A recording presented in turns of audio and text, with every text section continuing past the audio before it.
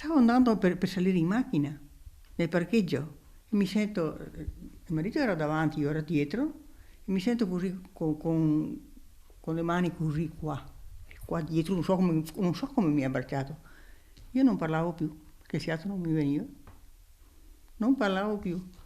E lui mi ha fatto così, mi ha strappato via il collier, e io non ero capace di parlare. In quel momento volevo chiamare il marito, sono riuscita a fare bah, soltanto così. Ritorna con la mente alla sera del 30 luglio la signora Maria, 74 anni. L'aggressione subita ricorda da vicino quella ai danni di Fiorenzo Zambon, il macellaio in pensione rapinato sotto casa a San Fior martedì sera. Simile la modalità, entrambi sorpresi alle spalle, stesso l'obiettivo, una collana. La donna si trovava all'esterno della trattoria La Camillotta, dove c'è la bocciofila. Siamo sempre in comune di San Fior, ma nella frazione di San Fior di Sotto, zona Palù. Anche in questo caso l'uomo era travisato, probabilmente appostato nella zona buia del parcheggio. Lui era dietro me, mi ha preso proprio così, là è scuro, perché non c'è chiaro, è buio.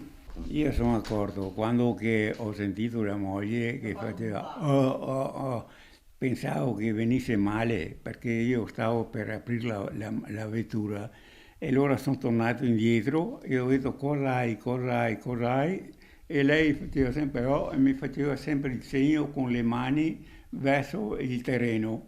E ho visto uno che correva, ma a 30 metri era lontano perché era buio, ho visto una cosa nera. Spontaneamente mi è venuto, ma hai preso paura di un orso? Io non pensavo di un uomo. Un'azione repentina quindi, con il bandito che si dà alla fuga tra i campi. Arrivano la polizia e il SUEM, la donna viene portata in ospedale. Ero tutta così e facevo fatica a respirare, perché giù in ospedale mi hanno detto che era andato giù l'ossigeno basso, ma l'ho visto anch'io perché mi hanno messo su l'ossigeno e si vedeva che era basso. Ma dalla paura o perché aveva tentato? Dalla paura, non so se era perché mi aveva preso qualche... Io una cosa compagna non l'ho mai provata.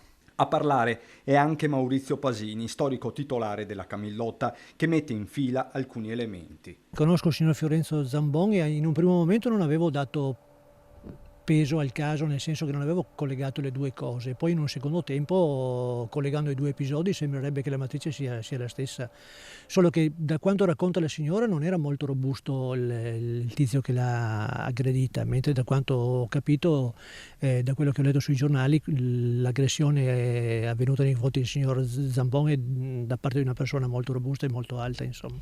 Se non è lo stesso criminale, quindi potrebbe essere una banda, la signora Maria sembra però avere una certezza. Però io penso che quello mi stava dietro da tanto tempo. Lei dice la stava pedinando. Sì, io penso di sì, perché come fai? Insomma. C'è poi lo stato d'animo di una donna che per paura ha cambiato tutte le sue abitudini. Tanto perché io prima da su a qua venivo a casa sempre a piedi, anche a mezzanotte venivo a casa a piedi, non avevo proprio paura per niente. E adesso come si fa?